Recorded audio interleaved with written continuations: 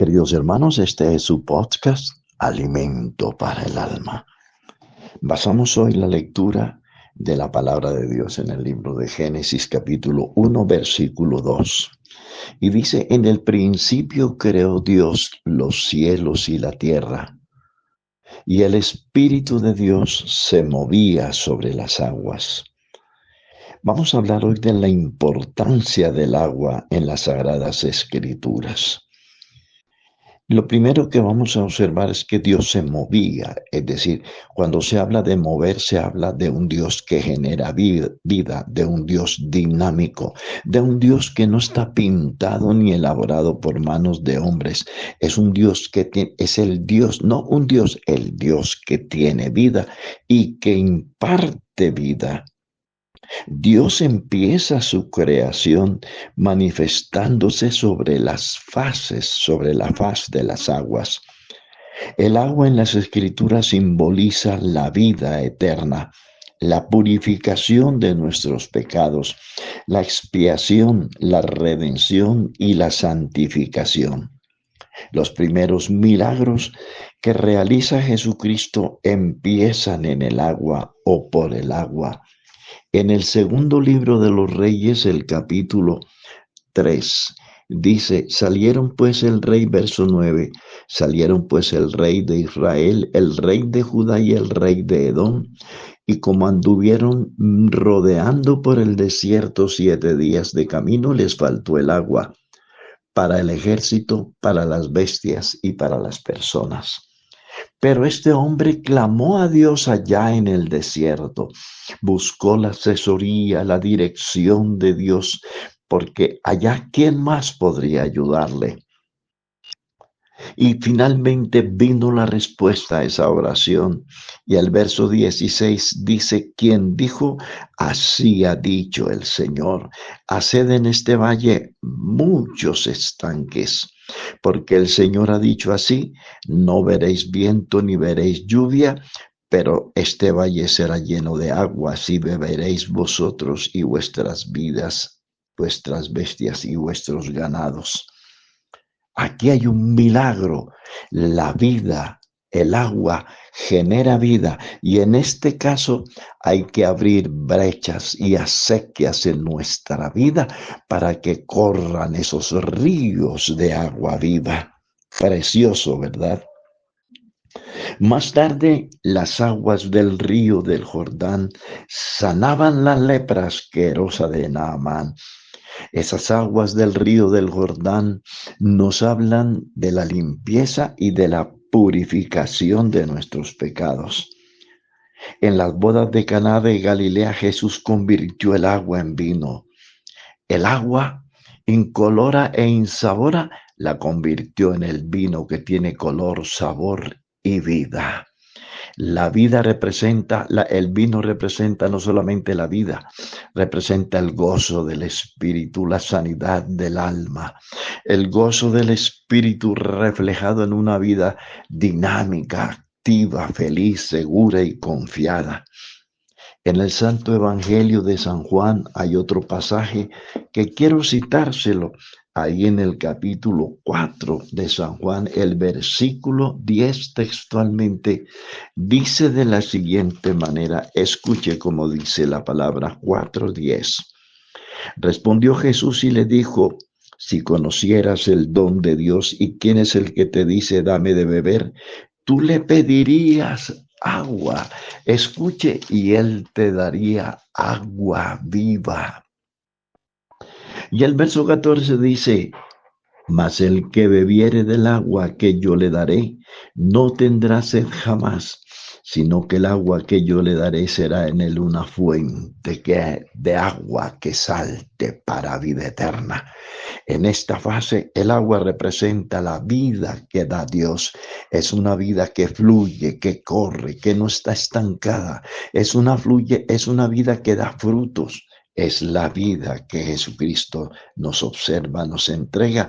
Es una vida que va más allá, que trasciende los linderos de la muerte. En la cruz del Calvario, Jesús brotó del cuerpo de Jesús, del costado de Jesús, brotó agua y sangre. esa agua y esa sangre fueron diseñadas no solamente para la limpieza, sino para la purificación de nuestros pecados. El agua en la Biblia representa vida, representa dinámica, representa salvación, una vida alegre, festiva, llena de bendición, de éxito, pero también nos habla de una vida en el mover del Espíritu Santo. En el diluvio vuelve a aparecer el agua, pero aparecen también 8 personas que fueron salvadas, no del agua, sino por el agua, porque en esta parte del diluvio el agua representa la vida, la salvación que solamente Jesucristo puede observar. En San Juan, allí mismo en el Santo Evangelio de San Juan, el capítulo 7, hay otro pasaje que quiero citarlo en esta hora.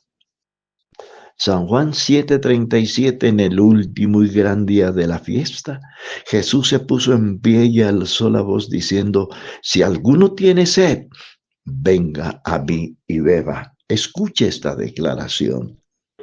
El que cree en mí, como dice la escritura, no como dice el reverendo fulano de tal, ni como dicen allá en la iglesia tal, ni como dice el predicador fulano de tal, no, aquí es como dice la palabra.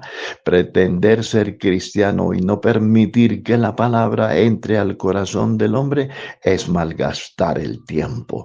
Lo único que puede darnos esa limpieza y esa esperanza de una vida mejor es el fluir del agua por el Espíritu Santo de Dios.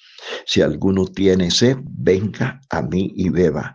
Escuche, el que cree en mí, no como, repito, no como dice el fulano o el sutano o el reverendo o el excelentísimo, no, es como dice la escritura, es como dice la Biblia, no es como pienso yo ni como opino yo.